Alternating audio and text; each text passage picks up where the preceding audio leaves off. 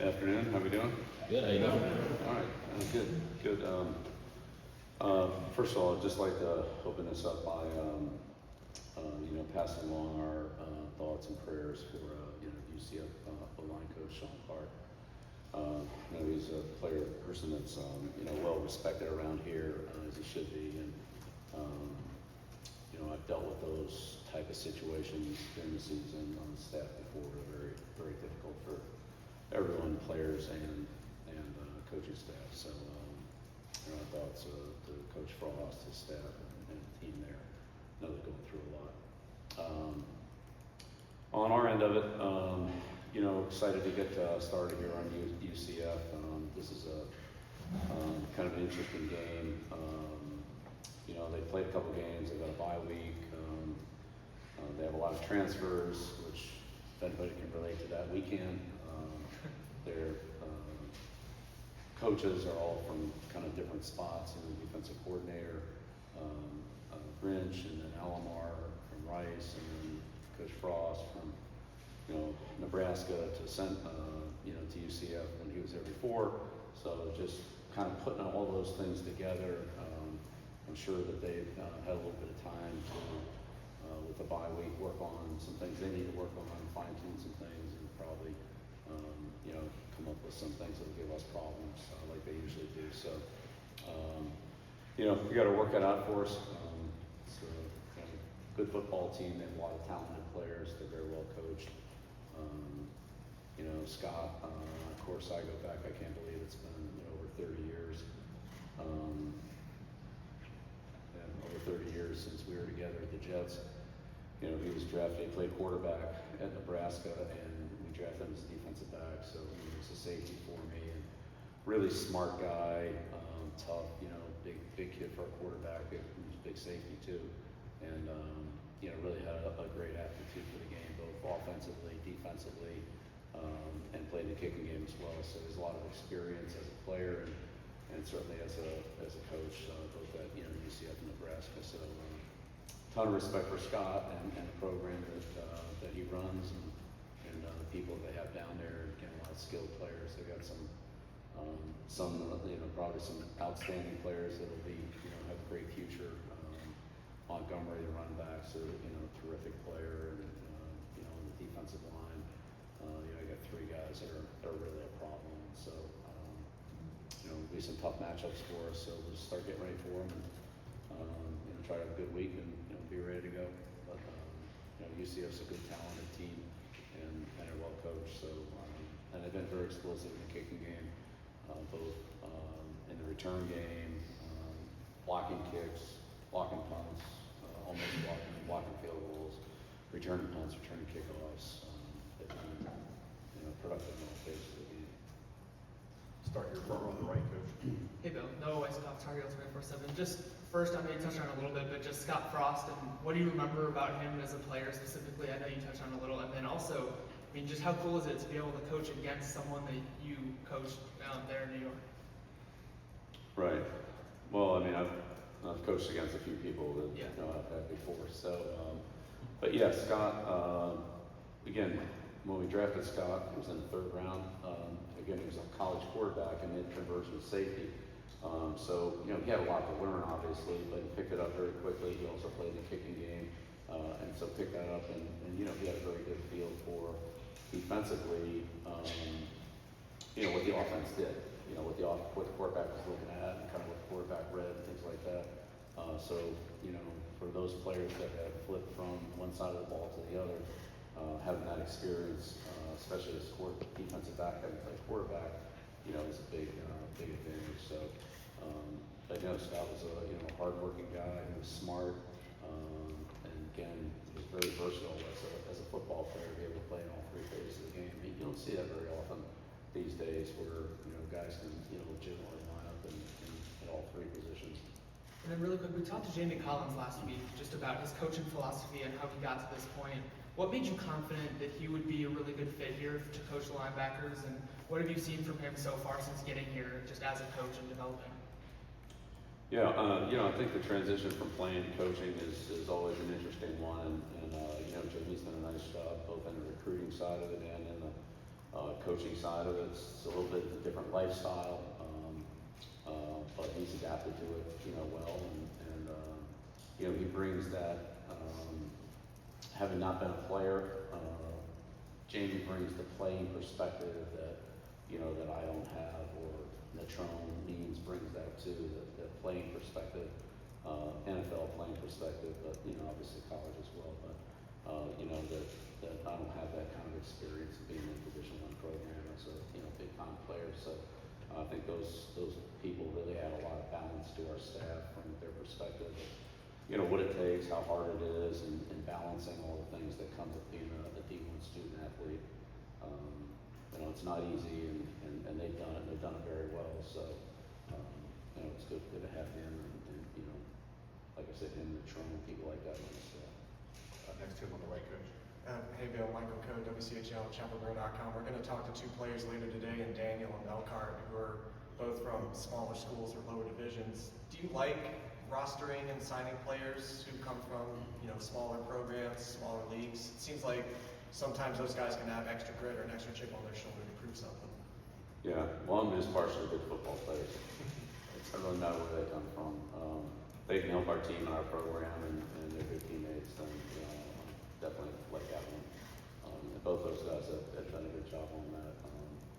One of my former coaches, Coach Daniel, and so that was very insightful. But he's improved a lot since he's been here. He's a big, strong guy, but his footwork, his technique, his conditioning, he's put a lot into it, and you can see really the improvement that he's made. Really, in the last few weeks, it's kind of jumped out, and he's playing good football for us. And Melcart, same thing. He's worked so hard since he's been here. He's improved. Feels like every single day, going all the way back to February, March, when we started spring ball. He just keeps getting better and better at little things, and developing little techniques that he uses at the right time. He's very instinctive. Does a good job of doing the right thing at the right time. And so those two guys have done great. They've worked really hard and improved a lot. Front row on the left. Hey, Coach. Grant Sestro, Torres on SI. When you look at your defense now compared to the start of the season, how confident are you in what they're doing and the progress that they've made? Well, we've definitely made a lot of progress. Our fundamentals are better. We're more consistent in our run fits and our coverage adjustments and things like that.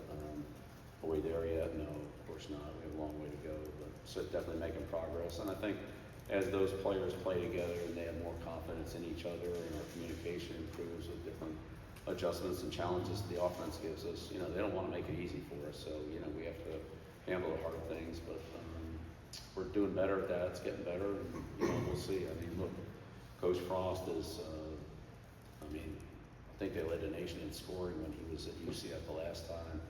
They threw up 60, however many points it was last week. They're very explosive, so we'll see how we're coming along this week, but definitely getting better, and not just the linebackers, but I'd say the entire unit, the defensive backs, the defensive line, just the communication between those different levels of the defense. Sometimes communicating on the same level is, that's part of it, because, we're all sort of doing the same thing, but then communicating with the guys in front of us or behind us is sometimes a little more challenging, but they're all important. So, we stress all of it, and we're definitely getting better. Right next to him. Yeah, Bill, Jeremiah Holloway with Inside Carolina. You touched on it a little bit after the game, but one thing you were talking about when it came to the passing game in Gio, you were saying he was getting more comfortable and things like that with the offense. One thing you also mentioned was timing. How do you kind of work with him? You and the staff kind of work with him when it comes to the, timing element from the offensive standpoint, and how much of that just comes from just the more game time you get? I mean, obviously he's only played 3 games. How much do you kind of help him in that regard? Yeah, well, Jeremiah, the timing really comes from 2 people, the person throwing and the person catching, but then also the distribution of the players around them, so there's good spacing, and that one route doesn't get too. Sometimes you need it to complement the other route. Sometimes you need it to complement it by creating space so that the players can work into open areas. But if a receiver is a half second quicker or a half second slower, then that throws off the quarterback timing. Sometimes the quarterback has to, you know, move around a player to throw a ball into an open lane or avoid a rush or whatever. And so those things, just those little things can be the difference between, you know, a big play and an interception, honestly. So there's no, I would say, magic wand to it. It's just doing it over and over again and having that confidence where you can, as a quarterback, let the ball go just a split second early because you know the receiver is gonna, you can anticipate that he's gonna be in that spot. And that split second is, as I said, you know, huge, especially in tight coverage situations like third down, red area, and tight man-to-man coverage. So there's no way to, like I said, to wave a wand on that. That just comes from repetitions and doing it over again against, you know, different looks and getting that confidence that, and the same thing for the receiver, that I know is that right when I make this step, that ball's going to be on me, and I got to get my head around and look for it. And so we just build that through repetition. So again, we're not there yet, but I feel like we're getting closer each week, and things come up in the game and things come up in practice that we correct or talk about and say, okay, here's how we're going to do this, and then we do it, and then we gain confidence in it, and then hopefully we'll be able to do it again in game situations. Super quick follow up, if I can. You mentioned the confidence element. To what degree can you kind of see that in a quarterback? Just, you know, confidence when it comes to, you know, on your throws or just in the pocket. Like, how much as a coach can you just see that on the quarterback? Well, when the ball comes out on time, there's confidence. You know, and so I think that a couple of the Gio's throws, like the Jake, came out real quick. They got there, you know, just in time, and Jake was able to, you know, squirt forward for a first down a couple times. Things like that, where if you just hesitate another split second, maybe it makes a catch, maybe he doesn't get that extra 2 yards for the first down. You know, things like that. So those are, you know, just there's a difference between anticipating the receiver being open and then seeing him open and then throwing the ball. A lot of times it's too late. And if you can anticipate that, the receiver creates separation and getting open, then you hit him. If you wait till he gets open, a lot of times that window closes by the time you get him the ball. Right next to him, Coach. Rob Baxley, Fayetteville Observer. Bill, how have you seen Melcart evolve as a leader? He was one of the first guys y'all got out of the portal in December. As that work in practice has led to production on the field, how have you seen that kind of grow and evolve? Yeah, Melcart's a little bit of a quieter guy, but very well respected because of his work ethic, his toughness, and his consistency. He just shows up every day, gives you his best. You know you can count on him. His teammates have a tremendous amount of respect for him, and he's had great production. So, you know, his leadership really comes from his day in and day out performance and toughness and reliability, and really that's what I think we all want in our teammates. I think a player wants that from a coach. I think a coach wants that from a player. Players want it from each other. But, you know, like that's what gives you a good team, is when you can count on your coaches, your teammates, the other people you're working with to give you their best every day and show up and be ready to go. He certainly does that. In the weight room, the meeting room, out on the field. He's always ready to go, works hard, and shows steady improvement. Second from middle. Ryan Murphy, WRAL. You started with Coach Clark down there at UCF, and I wonder, especially in college football, it's a 24-hour day job, right? 12 months a year. How do you take care of yourself? How do you take care of your coaches? How do you make sure that they're not, you know, stressed to the point of being unproductive while trying to manage everything that you guys are trying to manage? Yeah, it's a great question, Brian. Yeah, you know, at some point you just have to realize there's a point of diminishing returns, and a lot of times a good night's sleep's better than, you know, a few more hours of less productive time.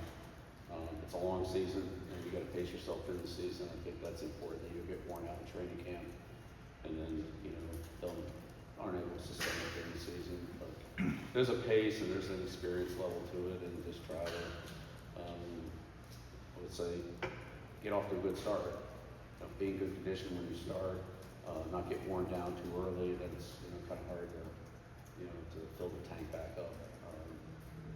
But it's kind of a, you know, a little bit of a personal thing. Our training staff, you know, Luke and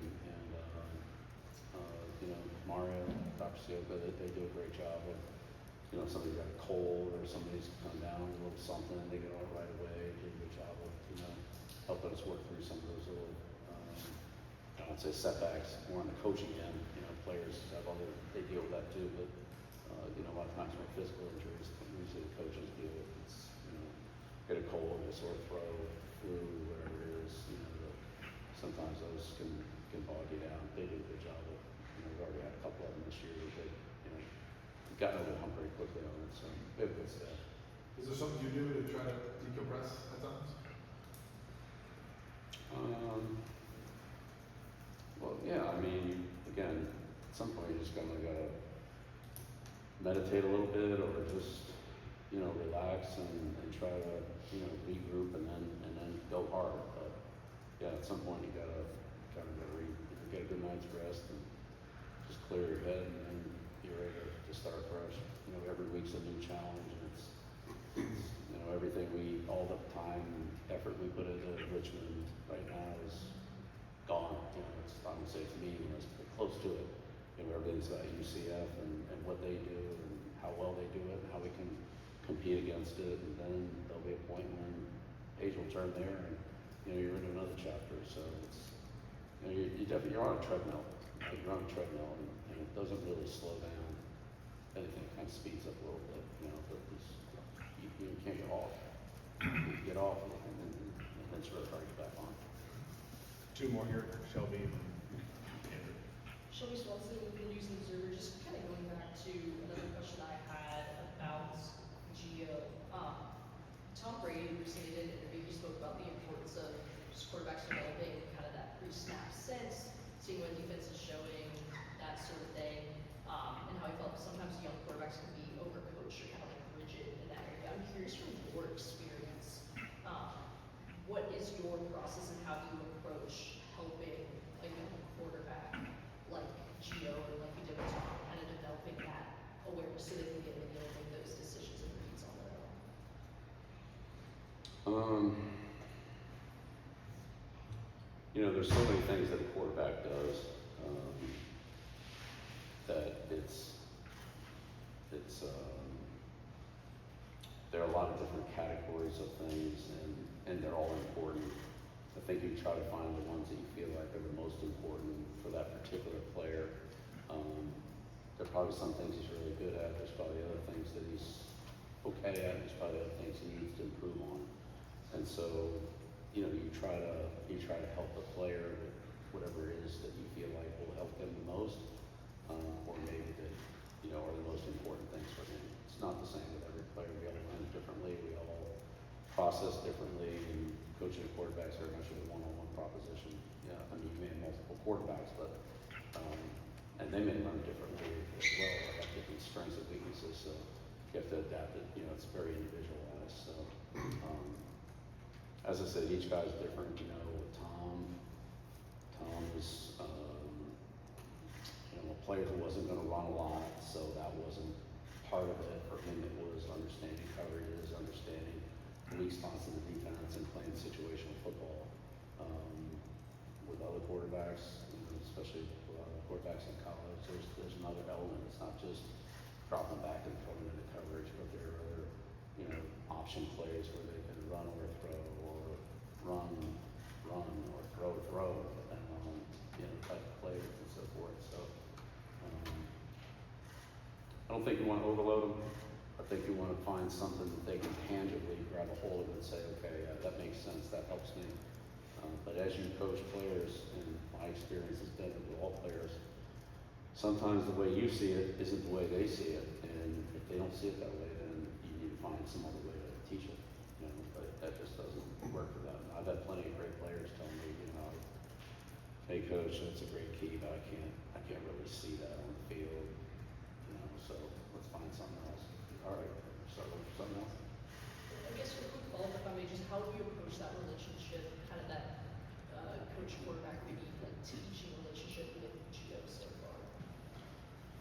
Well, it's, again, I think it's important for the coach and the quarterback, starting quarterback, to be on the same page in terms of just generally how we're going to play the game, and then specifically how we're going to handle certain situations. It comes down into a critical situation, I want to make sure that that what I want for the team is the same thing the quarterback is trying to do, and we're both on the same page. We're going to come off after a play and say, oh, I thought we were trying to do this, and now we were trying to do that, and that type of thing. You know, in critical situations, you just don't want that. So we've gone over a lot of situational football to try to cover those things. Let's say we're 1,000%, but like that's the idea, is to get the situations handled right, and then you know, the fundamentals of playing the position that are most important to me, that's the ones I try to emphasize with him.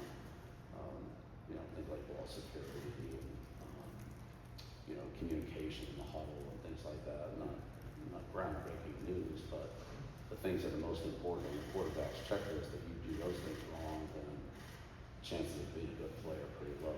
You know, you have to do certain fundamental things right, and then execute the play. Last one, Andrew. Andrew Jones, Target 24/7. We get Melcart in a few minutes. It's got an interesting story starting with Baker shop to Delaware to here. There are stories in football. You've coached guys that have had offer, or not offer, but different courses to get to where they were.